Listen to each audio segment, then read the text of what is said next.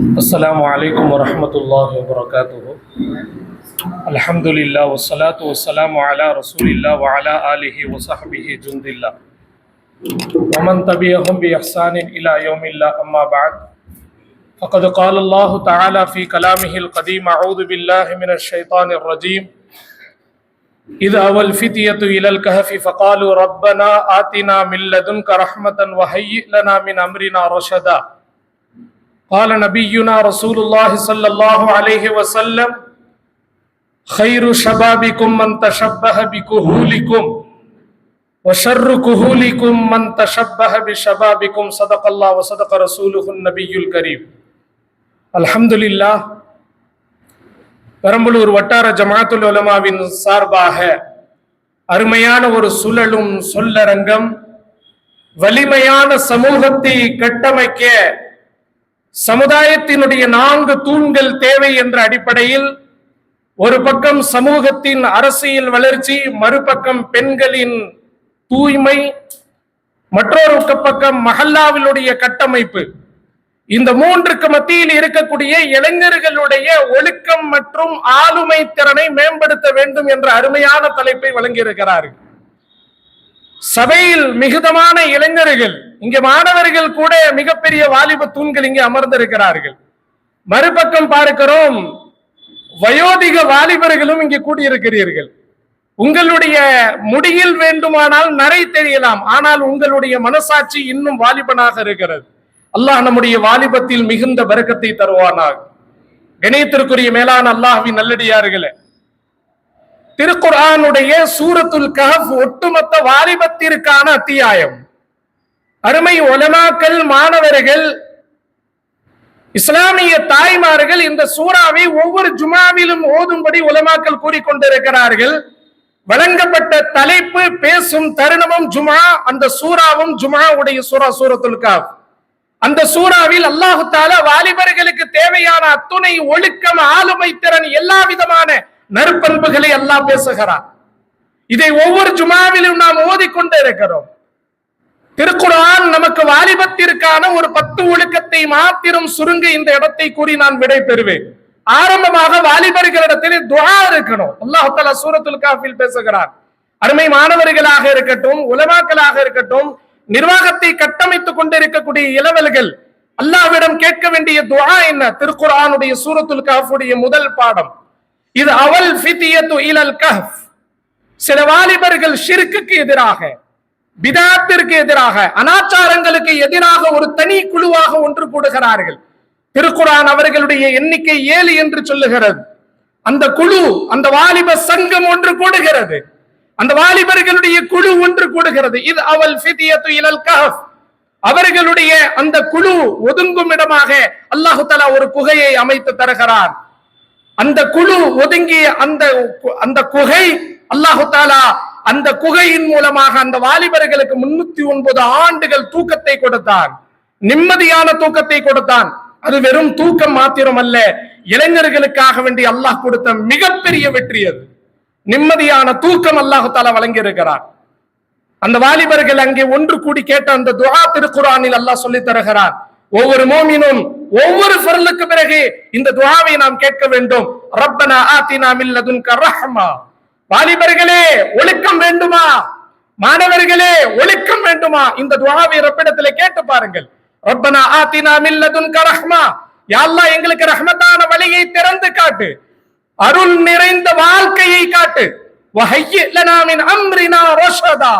எங்களுடைய காரியங்களில், எங்களுடைய ஆலோசனைகளில், எங்களுடைய தொழிலில், எங்களுடைய வியாபாரத்தில், எங்களுடைய அத்துணை காரியங்களில், அமர் என்ற அரபி வார்த்தை மிக பொதுவான வார்த்தை. எங்களுடைய அத்துணை தருணங்களிலும் யா அல்லாஹ் நேரான வழியை எங்களுக்கு காட்டுவாயா. உங்களுடைய வியாபாரத்தில், விவசாயத்தில், கல்வித்துறையில், உங்களுடைய எல்லா தீனுடைய சேவைகளில் நேரான வழியும் அல்லாஹ்வுடைய உதவியும் வேண்டுமா? ரப்பனா ஆத்தினா மின் லதுன்க ரஹ்மா வஹய்யி லனா மின் அம்ரினா ரஷதா. அல்லாஹ் குர்ஆனின் மூலமாக சொல்லி தருகிறார். அதே சூரத்துல் கஹ்ஃபிலே வாலிபர்களுக்காக அல்லாஹ் தரக்கூடிய 2ஆம் பாடம், இன்னஹும் ஃபித்யத்துன் ஆமனூ பிரப்பிஹிம். அல்லாஹ் குர்ஆனில் பேசுகிறார், அவர்கள் உண்மையான முஃமினாக வாழ்ந்தார்கள். இங்கே வாலிபர்களுடைய ஒழுக்கத்திற்கும் ஆளுமை திறனுக்கும் மிக முக்கியமான தேவை விசுவாசம் இருக்க வேண்டும். அல்லாஹ்வின் மீது விசுவாசம், தலைமைக்கு கீழ் விசுவாசம்.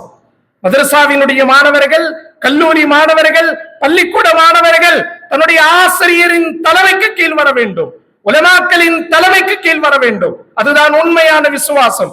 அல்லாஹ்வுடனும் விசுவாசம், நபியுடன் விசுவாசம், சமுதாயத்தினுடைய அமீர்களுடன், தலைவர்களுடன் விசுவாசம், எல்லாவற்றையும் உள்ளடக்கிய ஈமான். ஆமன்து பில்லாஹி வ மலாயிகத்திஹி வ குதுபி. இஸ்லாத்தினுடைய அடிப்படை 7 அம்சங்களுடைய ஈமான் அல்லாஹ் தஆலா குர்ஆனில் தருகிறான். ஆமனு, அந்த வாலிபர்களிடத்தே இருந்த ஒழுக்கத்திற்கான முதல் படி அவர்கள் உண்மையான முஃமினாக இருந்திருக்கிறார். மாத்திரமல்ல, அல்லாஹ் தெளிவாக கூறுவார், வஸித்னாஹும் ஹுதா, அவர்களுடைய ஹிதாயத்தினுடைய வழியை நாம் மேம்படுத்தினோம். அல்லாஹ் கூறுகிறார், ஹிதாயத் நேரான வழி, தவறானவர்களுடன் சேராமல். கெட்ட உறவு மிகப்பெரிய ஆபத்து, விஷப்பாம்பு. அருமை இளைஞர்கள் இங்கே புரிய வேண்டும். ஆங்கிலத்தினுடைய பழமொழி எல்லோருக்குமானது, எல்லோரும் படிக்கிறீர்கள், எல்லோரும் அறிகிறீர்கள். Tell me about your friend, I tell you about you. நீ உன் நண்பனை பற்றி என்னிடம் சொல், நான் உன்னை பற்றி நான் உன்னிடம் சொல்லுகிறேன். பாரசீக பழமொழி தெளிவாக சொல்லு, சொஹபத்தே சாலிஹ் துரா சாலிஹ் குனத், சொஹபத்தே தாலிஹ் துரா தாலிஹ் குனத். நல்லவனின் சகவாசம் உன்னை நல்லவனாக்கும், தீயவனின் சகவாசம் உன்னை நாசமாக்கி விடும். அல்லாஹ் குர்ஆனில் சொல்லுகிறான். அல்லாஹ் தஆலா அவர்களுடைய ஹிதாயத்தை பற்றி சொல்லும் பொழுது கடைசியாக அல்லாஹ் பேசுவான், வமன் யுதுலில், எந்த வாலிபனை, எந்த மூமினை அல்லாஹ் வழிகெடுக்க விரும்பி விட்டானோ, ஃபலன் தஜித லஹு வலியம் முர்ஷிதா, அவரை நேரான வழியில் கொண்டு வரக்கூடிய ஒரு நண்பனை கூட நீங்கள் பார்க்க முடியாது. எனவே உங்களுக்கு ஹிதாயத் வேண்டுமா, உங்களுக்கு ஒழுக்கம் வேண்டுமா, உங்களுக்கு ஆளுமை திறன் வேண்டுமா, முதலில் நீங்கள் தேர்வு செய்ய வேண்டியது நல்ல நண்பனை. அவனை விட ஒரு சிறந்த உற்ற தோழன் உலகத்தில் யாரும் இல்லை, சிறந்த உதவியாளன் உலகத்தில் யாரும் இல்லை. உங்களை அல்லாஹோடு, அல்லாஹுடைய ரசூலோடு, குர்ஆனோடு, ஹதீஸோடு இணைக்கும் ஒரு அருமையான அல்லாஹுடைய மிகப்பெரிய ஒரு கிஃப்ட், ஒரு அருட்கொடை என்றால் ஒரு நல்ல நண்பன். இளைஞர்கள் இதை தேர்வு செய்ய வேண்டும், நல்ல நட்பை வளர்க்க வேண்டும். இணையத்திற்குரிய மேலானவர்களே, அல்லாஹ் குர்ஆனில் சொல்லுகிறார், வழி கெடுக்க அல்லாஹ் விரும்பி விட்டால் நேரான வழியை காட்டக்கூடிய நண்பனை நான் தரவே மாட்டேன். வமன் யுதுலில் ஃபலன் தஜித லஹு வலியம் முர்ஷிதா. அல்லாஹ் தெளிவாக பேசுகிறான். உங்களை வழி கெடுக்க அல்லாஹ் விரும்பி விட்டால் நேரான வழியை காட்டக்கூடிய ஒரு நண்பனை கூட உலகத்தில் நீங்கள் பார்க்க முடியாது. என்றால் நேர்வழி காட்டும் நல்ல நண்பன் தான் நம்முடைய ஹிதாயத்திற்கான முன்னோடி, நம்முடைய வெற்றிக்கான முன்னோடி, நம்முடைய வளர்ச்சிக்கான முன்னோடி, நம்முடைய நல்ல நட்பு. அல்லாஹ் குர்ஆனில் பேசுவார். அது மாத்திரமல்ல, அல்லாஹ் தஆலா அடுத்தபடியாக 4வது ஒரு தன்மை இளைஞர்களுக்காக பேசும் பொழுது, வரபத்னா அலா குலூபிஹிம், அவர்களுடைய இதயத்தை நாம் இறுக்கி கட்டி வைத்தோம், ஸ்திரத்தன்மையை கொடுத்தோம், உறுதித்தன்மையை கொடுத்தோம். அல்லாஹ் குர்ஆனில் பேசுவார். எனவே இதயத்தில் நடுக்கம் வேண்டாம், இதயத்தில் பயம் வேண்டாம். அல்லாஹ் ஒருவனுக்கே நாம் ஆள வேண்டும். கொடுத்திருக்கக்கூடிய 4 தலைப்பை எல்லா நல்லவர்களும் கவனிக்க வேண்டும். தாய்மார்கள், ஒன்று தேசிய அரசியலை கொடுத்திருக்கிறார்கள், 2வது பெண்களுடைய கர்ப்பு, 3வது மஹல்லாக்களுடைய கட்டமைப்பு. நீங்கள் யோசனை செய்து பாருங்கள், இவை அனைத்தும் ஒரு வாலிபனை சுற்றிதான் இருக்கிறது. தேசிய அரசியலிலும் நீங்கள் மேம்பட வேண்டும் என்றால் உங்களுடைய வாலிபம் தூய்மையானதா, உங்களுடைய பெண்கள், நம்முடைய வீட்டு பெண்கள் ஹிதாயத்துடைய வழியில் வர வேண்டும் என்றால் இளைஞர்களுடைய விவேகம் உள்ள உழைப்பு தேவை. அதே போல் மஹல்லாக்களுடைய கட்டமைப்பு, இளைஞர் சங்கம் இல்லாமல் எந்த மஹல்லாவும் கட்டமைக்க முடியாது. அடிக்கடி நாம் சொல்லுவது உண்டு, நீங்கள் 1000 மஸ்ஜிதுகளுக்கு தலைவர்களாக இருக்கலாம், செயலாளர்களாக இருக்கலாம், பொருளாளர்களாக இருக்கலாம், முத்தவல்லி பரம்பரை முத்தவல்லிகளாக இருக்கலாம். ஆனால் நீங்கள் எழுந்து சென்று உங்களுடைய மஹல்லாவில் இருக்கக்கூடிய எந்த ஒரு தனி நபருக்கும் ஒரு தேநீர் எழுந்து போய் நீங்க தரமாட்டீங்க, ஒரு டீ எழுந்து போய் நீங்க தரமாட்டீங்க, ஒரு பணிவிடை உங்களால் செய்ய முடியாது. அனைத்து குழுவுக்கும், அனைத்து சங்கங்களுக்கும், அனைத்து நிர்வாகத்திற்கும் இளைஞர்களுடைய ஆளுமை, இளைஞர்களுடைய ஒத்துழைப்பு, இளைஞர்களுடைய சர்வீஸ் இல்லை என்றால் அந்த நிர்வாகத்தினுடைய தூண்கள் சன்னாபின்னமாக உடைந்துவிடும். எனவே நிர்வாகிகளே, அல்லாஹ்வின் இல்லத்தரசிகள், இல்லத்தினுடைய நிர்வாக பெருமக்களே, வீட்டினுடைய இல்லத்தரசிகளே, முதலில் உங்களுடைய இல்லங்கள் சிறக்க, நிர்வாகங்கள் சிறக்க முதலில் ஒழுக்கமுள்ள இளைஞர்களை கொண்டு வாருங்கள். அவர்களை கண்டு நீங்கள் சபித்து விடாதீர்கள், ஏளனமாக பேசி விடாதீர்கள், நீங்கள் உருப்பட மாட்டீர்கள் என்ற வார்த்தை வேண்டாம். அவர்களுக்கு இன்று வேண்டுமானால் போதைக்கு அடிமையாக இருக்கலாம். இன்று இரவு அல்லாஹ் ஹிதாயத்தை அழைத்து விட்டால் நாளை ஒரு மஸ்ஜிதை கட்டி காக்கும் ஆளுமை அல்லாஹ் இளைஞர்களுக்கு கொடுத்திருக்கிறார். இந்த இரவில் வேண்டுமானால் அவர்கள் ஒரு ஹராமில் இருக்கலாம். ஆனால் ஒரு இரவினுடைய தஹஜ்ஜுத், ஒரு இரவுடைய கண்ணீர், ஒரு இரவுடைய துஆ, மறுநாளே அவர்கள் தன்னை மாற்றி ஒரு பள்ளிவாசலுடைய பாதுகாப்பு கோட்டையாக மாறும் வல்லமையும் சக்தியும் அல்லாஹ் வாலிபர்களுக்கு மாத்திரம் தான் கொடுத்திருக்கிறார். எனவே ஒட்டுமொத்த நிர்வாகமும் இங்கே இருக்கக்கூடிய இளைஞர்கள், நீங்கள் ஜமாத்துல் உலமாவை பார்க்கலாம், தேசிய நிர்வாகங்களை பார்க்கலாம், எல்லாமே ஒரு இளைஞர்களுடைய கட்டமைப்பை வைத்திருக்கிறது. இளைஞர்களுடைய கட்டமைப்பை எந்த நிர்வாகத்தில் இல்லையோ அந்த நிர்வாகம் நிலை பெறார். அல்லாஹ் குர்ஆனில் சொல்லுவான். அவர்களுடைய தூக்கத்தை பற்றி அல்லாஹ் சொல்லுகிறார், ஃபதரப்னா அலா ஆதானிஹிம், அவர்களுடைய காதுகளில் நாங்கள் நிம்மதியான தூக்கத்தை கொடுத்தோம். தஹ்சபுஹும் ஐகாவா வஹும் ருகூத், அவர்களை நீங்கள் விழித்தவர்களாக பார்க்கிறீர்கள், ஆனால் அவர்கள் தூங்கிக் கொண்டிருக்கிறார். வாலிபர்களுடைய தூக்கத்தை பத்தி மாணவர்கள் இங்க கவனிக்கணும். வாலிபர்களுடைய தூக்கத்தை பத்தி அல்லாஹ் குர்ஆன்ல சொல்லும் பொழுது அவர்கள் தூங்கி கொண்டிருந்தாலும் நீங்கள் பக்கத்துல போய் பார்த்தா முழிச்சிருக்கிற மாதிரி ஆணவத்தோடு இருப்பாங்கன்னு அல்லாஹ் குர்ஆன்ல சொல்றான். இன்னைக்கு நம்ம பசங்க பட்ட பகல்ல உட்கார்ந்த இடத்துல தூங்குறான். ஏன்? வலிமையான ஒரு சமூகம் அவர்களை உருவாக்க தவறிவிட்டதின் காரணம். அவர்களுடைய இரவு தூக்கத்தை பற்றி அல்லாஹ் குர்ஆன்ல சொல்லும் போது தூங்கி இருந்தாலும் முழிச்சிருக்கிற மாதிரி தெரியும் அல்லாஹ் குர்ஆன்ல சொல்றான். இன்னைக்கு நம்ம பசங்க முழிச்சிருந்தாலும் தூங்குற மாதிரி இருக்கு. தப்பா? அதுதான், பகல்ல பார்த்தா முழிச்சிருக்கிற மாதிரியும் தெரியுது, தூங்குற மாதிரியும் தெரியுது. திடீர்னு தலையாசு, திடீர்னு தலை ஆடுது, திடீர்னு கை ஆடுது, திடீர்னு கால் ஆடுது, எப்படி ஆடுது என்ன ஒண்ணும் தெரியல. இணைத்திற்குரிய மேலான அல்லாஹ்வின் நல்லடியார்களே, விழித்திருந்தும் தூங்கக்கூடியவர்களாக மாற வேண்டாம், தூங்கி இருந்தாலும் விழித்தவர்களாக இந்த சமூகத்தினுடைய வாலிபர்கள் மாற வேண்டும். அல்லாஹ் குர்ஆனில் பாடத்தை கற்றுக் கொடுக்கிறார். இணைத்திற்குரிய மேலான அல்லாஹ்வின் நல்லடியார்களே, இன்னும் மூசா அலைஹிஸ்ஸலாமுடைய வாலிபத்தை பற்றி அல்லாஹ் குர்ஆனில் சொல்லுவார். இந்த சஃபூரா அம்மையார் தன்னுடைய தகப்பனார் ஷுஐப் அலைஹிஸ்ஸலாமிடம் சொல்லுவார்கள், இன்ன கைர மனிஸ்தஅஜர்தல் கவியுல் அமீன், நீங்கள் உங்களுடைய பணிக்கு தகப்பனார் அவர்களே, ஷுஐப் அலைஹிஸ்ஸலாம் அவர்களே, உங்களுக்கு ஒரு மேனேஜர் தேவை என்றால், உங்களுடைய ஆட்டு மந்தைக்கு ஒரு பாதுகாப்பான இடையர் வேண்டும் என்றால் எடுத்துக் கொள்ளுங்கள் இந்த வாலிபரை. இங்கே பரிந்துரை செய்யக்கூடியவள் ஒரு பெண்மணி. பொதுவாக ஆண்கள் பெண்ணை தேடி போவாங்க. மூசா அலைஹிஸ்ஸலாமுடைய வாலிபத்தை பாருங்கள். மூசா அலைஹிஸ்ஸலாம் அவர்களை விரும்பியவர்கள் ஒரு பெண்மணி. பெண்மணி தகப்பனார் இடத்துல பேசுறார், இந்த வாலிபரை நீங்கள் தேர்வு செய்யுங்கள் என்றால் உள்ளுக்குள்ள இருக்கு, உங்களுக்கும் நீங்க தேர்வு செய்யுங்க, எனக்கும் நீங்க தேர்வு செஞ்சிரு, எனக்குமான கணவராக உங்களுக்குமான மருமகனாக, உங்களுடைய நபித்துவத்தின் அடுத்த பிரதிநிதியாக, அல்லாஹுடைய நபியாக, அல்லாஹுடைய ரசூலாக, என்னுடைய அருமை கணவராக இந்த மூசா என்ற வாலிபரை நீங்கள் தேர்வு செய்ய.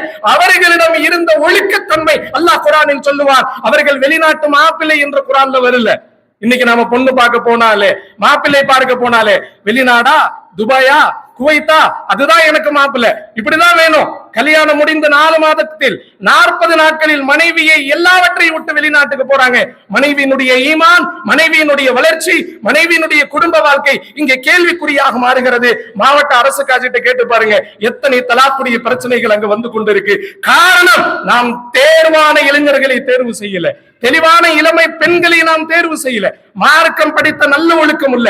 இங்கே சஃபூரா அம்மையார் தகப்பனாரிடத்துல பேசும் பொழுது, அந்த வாலிபருடைய திருமணத்தினுடைய வீரத்தை பற்றி பேசும் பொழுது அம்மையார் அவர்கள் சொன்ன வார்த்தை என்ன தெரியுமா? இன்ன கைர மனிஸ்தஅஜர்தல் கவியுல் அமீன், இந்த வாலிபரிடத்துல குவத் இருக்கிறது, ஆண்மை இருக்கிறது என்று சொன்னார்கள். அவ்வளவு பெரிய பாறையை மூசா அலைஹிஸ்ஸலாம் தனி மனிதராக தூக்கி வீசினார்கள் என்றால் குவத் இருக்கிறது இந்த வாலிபரிடத்தில். எனவே தகப்பனார் அவர்களே, நீங்கள் இவர்களை தேர்வு செய்யுங்கள். இவருடைய குவத்தை நீங்கள் பாருங்கள், இவருடைய வலிமையை நீங்கள் பாருங்கள், இவருடைய பத்தினித்தன்மை. நாங்கள் 2 வாலிப பெண்கள் அருகாமையில் இருந்தும் இந்த வாலிபர் மூசா எங்களை ஏறெடுத்து பார்க்கவில்லை. அமீன், பாதுகாப்பிற்குரியவர் இந்த வாலிபர் என்று சொன்னதால் அல் கவி அல் அமீன் என்ற 2 பட்ட பெயரை பெற்ற மூசாவை தான் ஷுஐப் அலைஹிஸ்ஸலாம் அவர்கள் தன்னுடைய மருமகனாக, தன்னுடைய நுபுவத்தினுடைய பிரதிநிதியாக தேர்வு செய்கிறார் என்றால் இந்த கவி, இந்த அமீன், இந்த குவத், இந்த வலிமை, இந்த ஆளுமை திறன், இந்த ஒழுக்கம், இந்த அமானிதத்தன்மை ஒவ்வொரு வாலிபரிடத்திலும் அல்லாஹ் நசீபாக்குவானார். கணியத்திற்குரிய இப்ராஹிம் அலைஹிஸ்ஸலாமுடைய வாலிபத்தை பற்றியும் அல்லாஹ் குர்ஆனில் பேசுவார். சமிஅனா ஃபதை யذ்குருஹும் யுகாலு லஹு இப்ராஹிம், அந்த நம்ரூதினுடைய கூட்டத்தினர்கள் சொல்வார்கள், ஒரு வாலிபர் இருக்கிறார், ஏதோ ஒன்று பேசுகிறார், வஹதானியத்தை பற்றி பேசுகிறார், சிலைகளை உடைத்து தள்ளுகிறார், தனி வாலிபர், நம்ரூதினுடைய கூட்டத்தை ஆட்டி படைத்தவர்கள் ஹஜ்ரத் இப்ராஹிம் அலைஹிஸ்ஸலாம். அவர்களுடைய நுபுவத்தை பற்றி அல்லாஹ் இங்க பேசல, அவர்களுடைய வாலிபத்தை பற்றி அல்லாஹ் பேசுகிறான். என்றால் ஒரு தனி வாலிபர் நினைத்தால் ஒரு சமூகத்தையே மாற்றலாம். நாளைய அரசியலை மாற்றும் மிகப்பெரிய வீரமும் வாலிபமும் ஈமானும் அல்லாஹ் தஆலா நம்முடைய இளைஞர்களுக்கு கொடுத்திருக்கிறார். இங்கே பார்க்கிறோம் இப்ராஹிம் அலைஹிஸ்ஸலாம் அவர்களுடைய வாலிபம். ஏன் யூசுப் அலைஹிஸ்ஸலாமுடைய வாலிபத்தை பற்றி அல்லாஹ் சூரா யூசுஃபை கொண்டு வரும் பொழுது நஹ்னு நகுஸ்ஸு அலைக அஹ்ஸனல் கஸஸ் அல்லாஹ் குர்ஆனில் சொல்லுவான், அருமையான வரலாறை உங்களுக்கு தருகிறோம் யா ரசூலல்லாஹ். அந்த யூசுப் அலைஹிஸ்ஸலாமுடைய வாலிபத்தை பற்றி பேசும் பொழுது யூசுப் அலைஹிஸ்ஸலாம் அவர்கள் இன்று பெண்ணியத்திற்கு பின்னால் காதல் மோகத்தில் இளைஞர்கள் எவ்வளவு தன்னுடைய வாலிபத்தை வீணாக்கி கொண்டிருக்கிறார். எவ்வளவு போதைக்கு அடிமையானவர்கள் நம்முடைய மாவட்டங்கள்ல, எவ்வளவு கேவலம், எவ்வளவு முசீபத்துகள். ஜும்மாவு கூட தயாராகாத இளைஞர்கள், ஜும்மாவுக்கு கூட வராத இளைஞர்கள். இன்றைக்கும் நீங்கள் உலமாக்கடத்துல கேட்டு பாருங்கள், ஹுதுபாவிற்கு வராமல் வெறும் 2 ரக்காத் மாத்திரம் தொழுது விட்டு சொல்லக்கூடிய எத்தனையோ இளைஞர்கள் சமுதாயத்தில் இருக்கிறார்கள். போதைக்கு சன்னமாக கரையான்கள் கரைத்துக் கொண்டிருக்கிறது நம்முடைய வாலிபர்களை. ஏதோ ஒரு சாக்லேட்டை போன்று தினமும் அனுதினமும் ஃப்ரீயாக சப்ளை நடந்து கொண்டிருக்கிறது. அல்லாஹ் பாதுகாப்பானாக. இங்கே மாற வேண்டும். யூசுப் அலைஹிஸ்ஸலாமுடைய வரலாறை பாருங்கள். பெண்ணியம் வேண்டாம், பெண் மோகம் எனக்கு வேண்டாம், பெண்ணுடைய காமம் எனக்கு வேண்டாம், காதல் எனக்கு வேண்டாம் என்ற அடிப்படையில் உலகத்திலேயே ஒரு தனி வாலிபன் அல்லாஹ்விடத்திலே துஆ செய்திருக்கிறார். அல்லாஹ் குர்ஆனில் பேசுகிறான், ரப்பி சிஜ்னு அஹப்பு இலைய மிம்மா யதுஊனனி இலை. யா அல்லாஹ், இந்த பெண் மோகத்தை விட, பெண் காதலை விட, பெண் சூழ்ச்சியை விட எனக்கு சிறைச்சாலை வாழ்க்கை மேல் யா அல்லாஹ். இந்த வாலிபம் நம்மிடத்தில் வேணும். அதுக்காண்டி நீங்க எல்லாரும் சேர்ந்து யா அல்லாஹ் என்னை ஜெயில் கைதி ஆக்கிரும் துஆ செஞ்சிராதீங்க. ஜெயில் கைதியாக ஆக்குவது அல்ல, பெண்ணுடைய குழப்பங்களை விட்டு யா அல்லாஹ் எங்களுக்கு பாதுகாப்பு. அல்லாஹும்ம இன்னி அஊது பிக மின் ஃபித்னத்தின் நிஸா. ஒவ்வொரு நேரங்களிலும் இளைஞர்கள் கேட்க வேண்டிய துஆ, யா அல்லாஹ் பெண்களுடைய குழப்பங்களை விட்டு உன்னிடம் நான் ஏன்னா அல்லாஹ் குர்ஆன்ல சொல்றான், இன்ன கைதகுன்ன அதீம், உங்களுடைய சூழ்ச்சி ரொம்ப ரொம்ப மோசமானதுன்னு அல்லாஹ் சொல்றான் குர்ஆன். அல்லாஹு அக்பர். எனவே யூசுப் அலைஹிஸ்ஸலாம் துஆ செஞ்சாங்கல்ல, ரப்பி சிஜ்னு அஹப்பு இலைய. வாலிபர்கள் உலமாக்கள் அந்த ஆயத்தினுடைய தஃப்சீர் எடுத்து பாருங்க. பெண்ணுடைய மோகத்திற்கு எதிராக, காதலுக்கு எதிராக, அந்த முசீபத்திற்கு எதிராக, ஃபித்னாவுக்கு எதிராக யூசுப் அலைஹிஸ்ஸலாம் ஒரு துஆ செஞ்சாங்க. யா அல்லாஹ் எனக்கு சிறைச்சாலை வாழ்க்கையை கொடு, என் வாலிபத்தை அங்கே கழிக்கிறேன். ஏறக்குறைய 13 வருடங்கள் சிறைச்சாலையில் கழித்தவர்கள் யூசுப் அலைஹிஸ்ஸலாம். 13 வருடங்களுக்கு பிறகு அந்த வாலிபனுக்கு அல்லாஹ் கொடுத்த மிகப்பெரிய கிஃப்ட் என்ன தெரியுமா? அல்லாஹ் தஆலா அபரிவிதமான மிகப்பெரிய அன்பளிப்பை அல்லாஹ் கொடுத்தார். அல்லாஹ்வுடைய நபியாக மாறினார்கள், அல்லாஹ்வுடைய ரசூலாக மாறினார்கள், கனவுக்கு விளக்கம் தரக்கூடிய அற்புத அறிஞராக மாறினார்கள். எகிப்து தேசத்தினுடைய ஜனாதிபதியாக, அந்த நாட்டினுடைய உணவுத்துறை மந்திரியாக, அந்த நாட்டினுடைய பிரதான மந்திரியாக மாறியவர்கள் யூசுப் அலைஹிஸ்ஸலாம். அத்தனையும் எதற்கு? பெண்ணுடைய மோகத்தை விட்டு தன்னுடைய கற்பை, தன்னுடைய வாலிபத்தை பாதுகாத்த பரக்கத் அல்லாஹ்வுடைய நபி, அல்லாஹ்வுடைய ரசூல், கனவுக்கு விளக்கம் தரக்கூடிய அறிஞர், எகிப்து தேசத்தினுடைய மிகப்பெரிய பேரறிவுமிக்க அரசியல்வாதியாக, அரசியல் ஆளுமையாக அல்லாஹ் தஆலா யூசுப் அலைஹிஸ்ஸலாம் அவர்களை ஆக்கியிருக்கிறார். கணித்திற்குரியவர்களே, வாலிபர்களே, உங்களோடு இல்லை, நம்மோடு ஒரு உயிரினம் சேர்ந்தாலும் அந்த உயிரினத்திற்கும் அல்லாஹ் மகத்துவத்தை தருவார். இதுவும் அஸ்ஹாபுல் கஹஃப், அந்த கஹஃபுடைய தோழர்கள் நமக்கு கொடுத்த பாடம். அந்த நாய் இருக்குல்ல, வகல்புஹும் பாசித், அந்த நாய் ஷேக் சாதி ரஹ்மத்துல்லாஹி அலைஹி குலிஸ்தான்ல ஃபார்சி கிதாப்ல வருது.